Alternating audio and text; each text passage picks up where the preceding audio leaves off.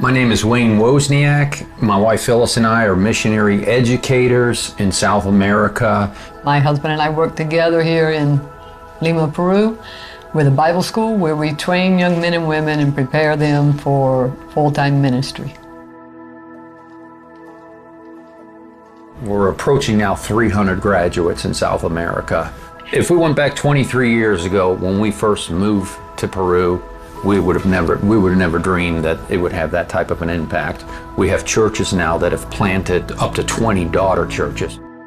We feel like this is the best way to fulfill the Great Commission, training national workers to reach the harvest in South America. And we tell people all the time that a native Peruvian, a native Colombian can reach another Colombian better, faster, cheaper than we can. If you want to reach South America, train South Americans, and it works. Me alejé mucho de mi familia y por cuestiones de la vida llegué al narcotráfico. Y siendo narcotraficante llegué a la cárcel el año 95. Y estuve por espacio de 4 años. Estando en la cárcel, 2 años ya, a principios de enero del año 97, me predican de Cristo, acepto a Jesús como mi Señor y Salvador. Al salir de la cárcel he venido a que quería saber más de la Biblia. Ellos me aceptaron, me quisieron mucho, no les importó mucho de dónde venía, de la cárcel, por decirlo así.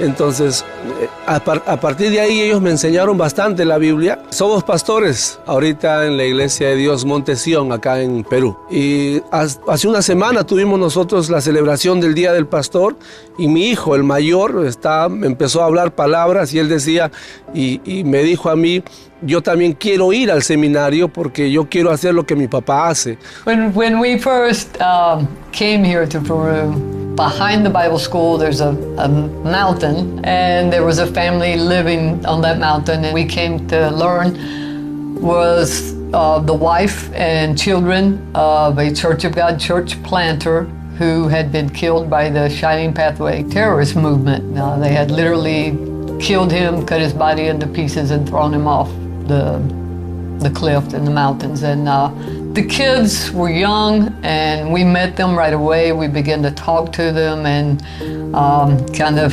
spend some time with them. And we really found that all of the kids were holding a lot of bitterness inside. They were angry at God.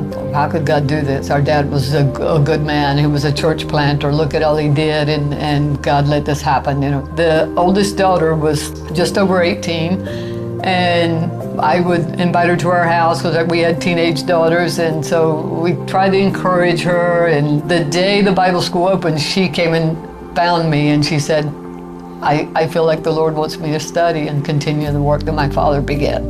A couple of years later then, she came to Wayne and said, hey, Saul is starting to get into some bad friends and getting into trouble. Please talk to him. The fact that he was without a father, and me being raised without a father, I've really felt like there are a lot of disadvantages in my life by not having a father, and so I wanted to step up to the plate and be like a surrogate father to him. He'll tell people, Wayne didn't preach at me a lot, but he loved me. Just 1 year after my dad was killed, I met the Wozniak family, and they just loved me the way I was. They took me under their wings, and he didn't preach me a lot. We just became friends. Wayne challenged him, like, what would you like to study? He said English, and Wayne said, okay, we'll help you study English if you will study in the Bible school program on Saturdays. Actually, he tricked me to go to the Bible school. I was like, English free, Bible school, I really don't care. Your money, good deal. And in the meantime, also I was studying computer science. Before I graduate, I felt the Lord actually speaking to my heart and saying, what are you going to do after you're done with your computer science? Are you fixing computers, cleaning keyboards, and restoring softwares?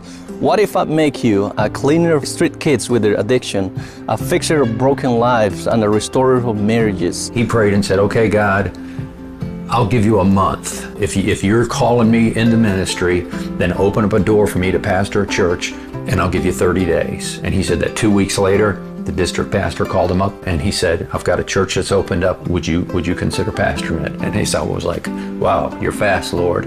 He said that all his life he prayed for a father He prayed for a brother because he's got 3 sisters, and he prayed for a best friend. When he went to the church the very first Sunday, he saw the people there, and he said he felt like the Lord spoke to his heart and said, "You've prayed for a father, you've prayed for a friend, you've prayed for a brother. These people here, they need a father, they need a friend, and they need a brother.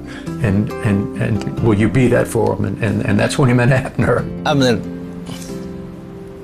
¿cuál fue tu deseo o cómo es que tú quisiste venir al seminario? Me motivó a venir acá, a seguir sus pasos.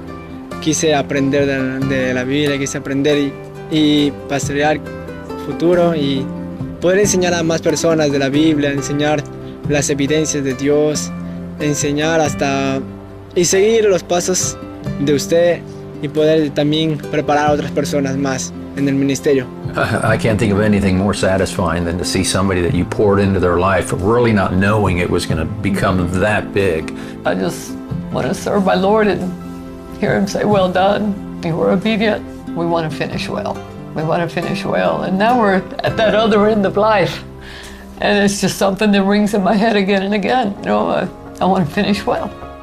If Jesus started off with 12 and they grew to 120, and the scripture says they turned the world upside down, what more could we do in the Church of God as a mighty army if every member became involved in reaching the last, the least, the lost?